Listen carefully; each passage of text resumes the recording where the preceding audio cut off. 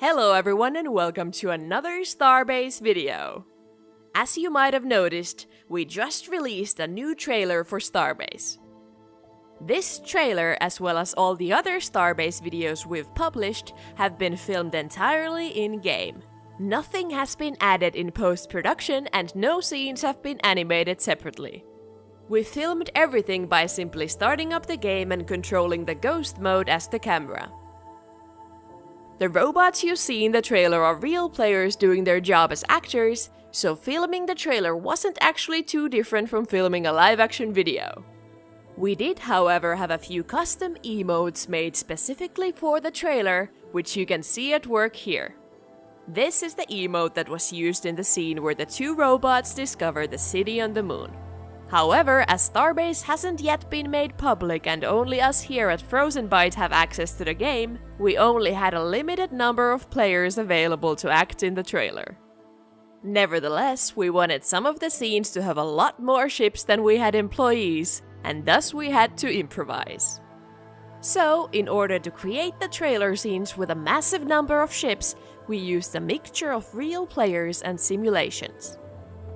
This video will explain how we created these scenes and why we were confident enough to use the simulated ships by explaining some of the underlying technology and the stress tests we've performed.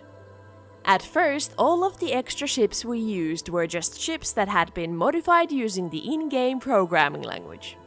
They were programmed to start flying straight and/or shooting when they receive a specific message from a transmitter from another ship.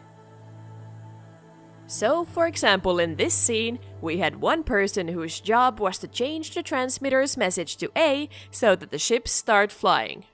Thus, we were able to film these scenes easier by not having to bother any extra people just to pilot a bunch of ships.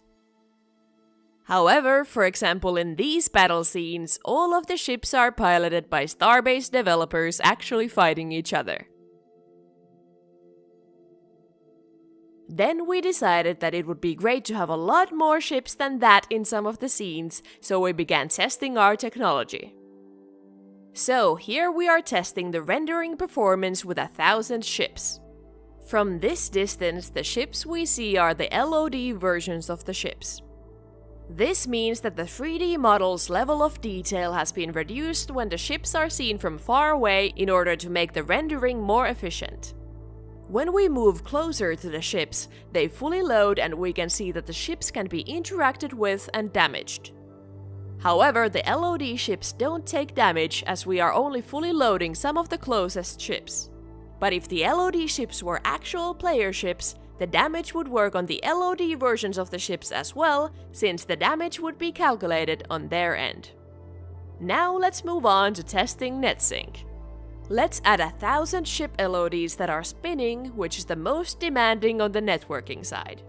Here we can see what this looks like for the player that is currently the host.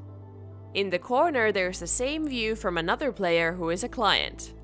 As you can see from these two views side by side, the ships are indeed in sync. So, since we found that these tests were successful, we were confident enough to place the hundreds of ship LODs in the trailer.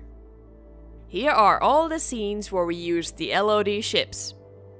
There are 67 ships in the background of the clips shot at the corner station in the beginning of the trailer, 181 here at the Octa station, and around 900 Imperial ships in this scene where the huge fleet is first shown, but in which only about 500 can be seen in the clip.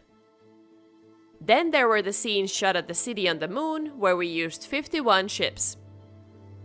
The clip where we used the largest number of ships was this one where the Imperial fleet is flying towards the Kingdom outpost with a total of 1,027 ships.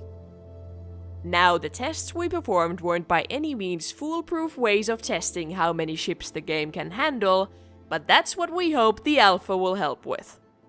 We are very much looking forward to testing how everything works with the same numbers of real players.